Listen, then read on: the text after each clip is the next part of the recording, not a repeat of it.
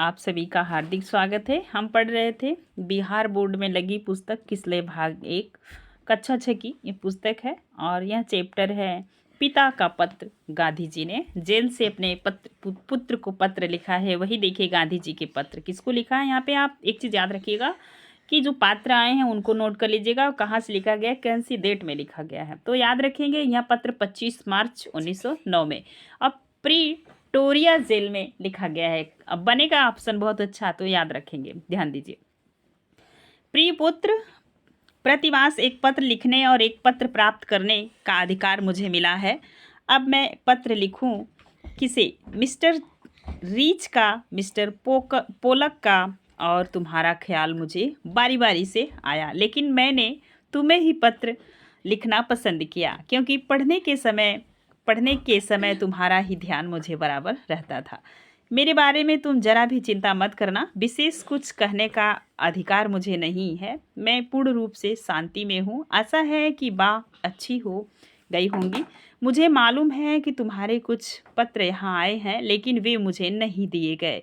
फिर भी deputy governor की उदारता से मुझे मालूम हुआ कि बा का स्वास्थ्य सुधर गया है। क्या वे फिर से चलने फिरने लगी? बा और तुम लोग सवेरे दूध के साथ साबूदाना बराबर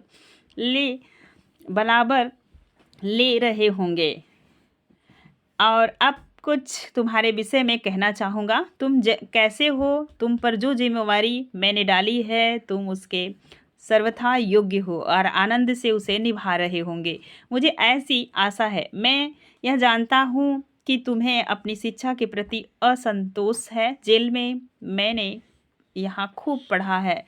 इससे मैं यह समझता हूँ कि केवल अक्षर ज्ञान ही शिक्षा नहीं है। सच्ची शिक्षा तो चरित्र निर्माण और कर्तव्य का बोध है।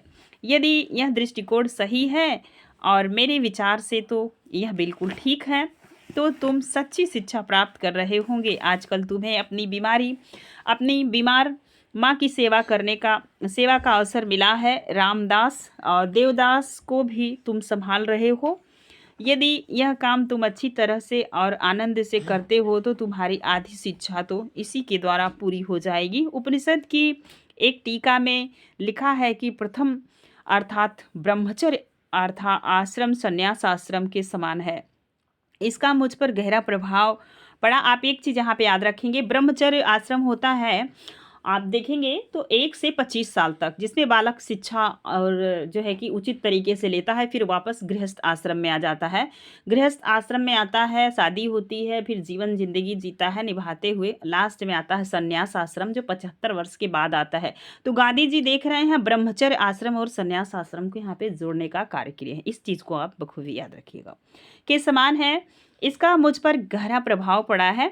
आमोद प्रमोद एक निश्चित आय तक ही शोभा देते हैं। 12 वर्ष की उम्र के बाद बच्चों को जिम्मेदारी और कर्तव्य का भान होना चाहिए। उन्हें अपने आचार विचार में सत्य और अहिंसा के प्रयोग की चेष्टा करनी चाहिए और यह वे भार समझ कर नहीं करें, बल्कि एक आनंद का अनुभव करते हुए करें। यह आनंद कृत्रिम भी नहीं होना चाहिए, यह सरल और स्वाभाविक होना चाहिए।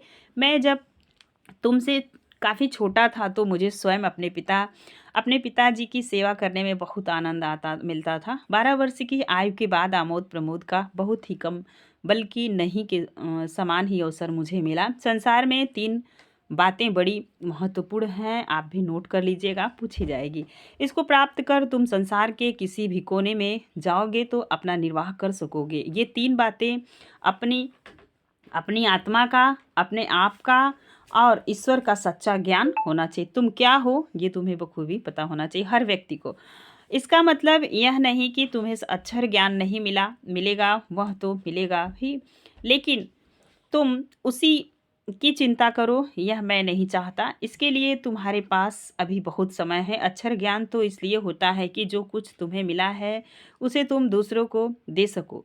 इतना और याद रखना कि अब से हमें गरीबी में रहना है। जितना अधिक मैं विचार करता हूँ उतना ही अधिक मुझे लगता है कि गरीबी में ही सुख है। अमीरों की तुलना में गरीबी अधिक सुखद है। खेत में घास निराने और गड्ढे खोदने में पूरा समय देना, भविष्य में हमें अपना जीवन निर्वाह इसी से करना है। मेरी इच्छा है कि अपने परिवार में तुम एक योग्य किसान बनो और सभी औजारों को सदा साफ और व्यवस्थित रखना। अक्षर ज्ञान में गणित और संस्कृत पर पूरा ध्यान देना। भविष्य में संस्कृत तुम्हारे लिए बहुत उपयोगी सिद्ध होगी। ये दोनों विषय बड़ी उम्र में सीखना कठिन है।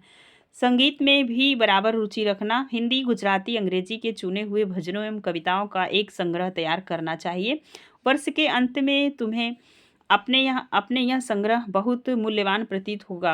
काम की अधिकता से मनुष्य को घबराना नहीं चाहिए और न ही सोचना चाहिए कि यह कैसे होगा और पहले क्या करूं। शांतचित्त से विचारपूर्वक तुमने यदि सभी सद्गुणों को प्राप्त करने की चेष्टा की है तो वे तुम्हारे लिए बहुत उपयोगी और मूल्यवान प्रमाणित होंगे। तुमसे मुझे यह भी आशा है कि घर के लिए जो भी तुम खर्च करते हो उसका पैसे पैसे का हिसाब रखते हो। मुझे यह भी आशा है कि तुम रोज़ शाम को नियम पूर्वक प्रार्थना करते होंगे और रविवार को वे श्री वेस्ट के यहाँ भी प्रार्थना में जाते होंगे। सूर्योदय से पहले उठकर प्रार्थना करना बहुत ही अच्छा है। प्रयत्न पूर्वक एक निश्चित समय पर भी प्रार्थना करनी चाहिए। यह नियमितता तुम्हारे अपने जीवन में आगे चलकर बड़ी सहायक सिद्ध होगी। इस पत्र को पढ़कर अच्छी तरह समझ लेने के बाद मुझे जवाब देना।